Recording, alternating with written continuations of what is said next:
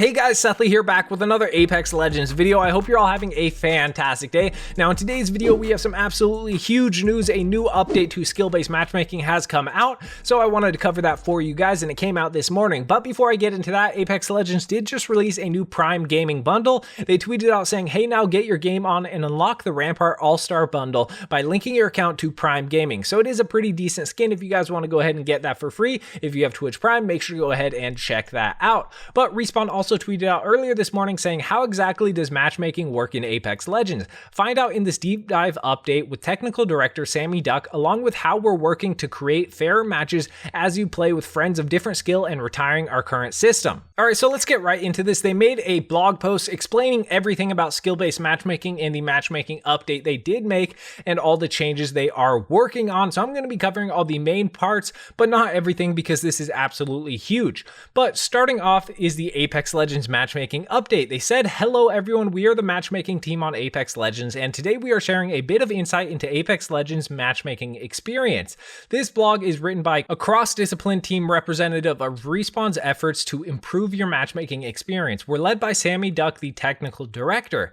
Matchmaking is a big and complicated topic that is highly discussed in our community, and we have recently made changes to matchmaking that players may have noticed, and we are here to talk about it. So they say we're about to go into a deep dive into matchmaking, so if you'd like a quick summary, here are some main takeaways. Number one, Apex Legends currently makes matches using your pre-made party's best player's skill rating, and our system does consider your pre-made squad size when matching you with opponents. Number two, we are working toward creating fairer matches compared to today as you play with your friends of different skill levels. Number three, we are in the process of retiring our old skill-based matchmaking system for a new one that more accurately groups our players based on skill and thus lets our matchmaking algorithm make better decisions when forming groups. The end goal is to create fairer matches and experiences that are more fun for all. We are continuously testing and iterating on our matchmaking systems in the live game to figure out what works best. In fact, many changes have already been tested and rolled out in various regions for ranked and regular pub games, and we're not done.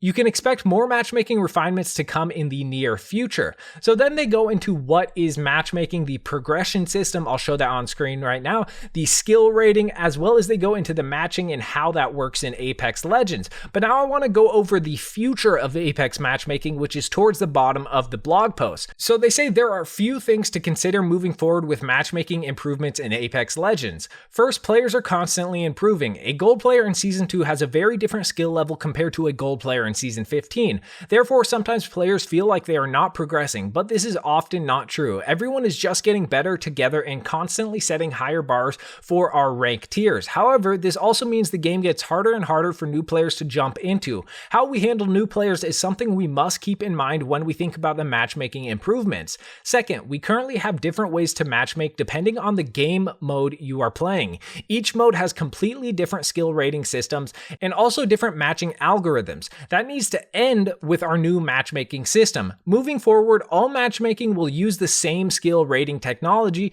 but each mode will use different tuning values based on what works best for that mode. This will allow us to more rapidly improve Apex Legends matchmaking across the board. Finally, we built a new skill measurement algorithm for accuracy. Our former matchmaking system categorized players into 4 discrete skill buckets, and that included one for new players. The new system is more granular and has many more buckets. This allows our matching algorithm to make better decisions when placing players into matches. So we will be retiring our current system in favor of this new one. This new system measures skill and creates matches based on 2 goals. Number 1, we need the player's measured skill to be meaningful. That is, it must be predictive of their performance. In Apex Legends, this means players' skills need to predict that on average, squads with higher skill will consistently defeat lower skill squads in fights and place better. So the current progress. In our tests across multiple queues, the new skill measurement system achieves this goal.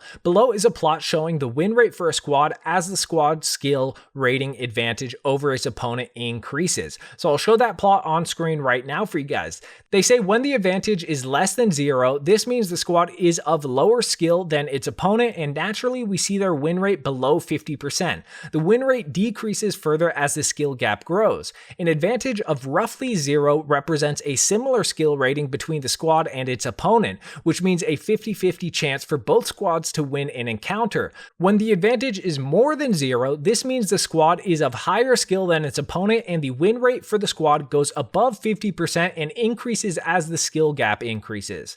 So that is the first goal that the system measures skill and creates matches based on, but now onto the second goal they are using to create matches based on. So number 2, with the new skill measurement, we need to make the tightest possible matches in a reasonable time frame. Our new matchmaker strives to achieve this by flipping the typical research around. Rather than placing players into static buckets and creating a match as soon as that bucket reaches 60 players, it will predict the distribution of incoming players and dynamically chooses the optimal trade-off between skill differences and wait time. So here is the current progress. Our live tests with the new system show it works. Matches are tighter and wait times remain mostly unchanged, as you guys can see on that graph right there.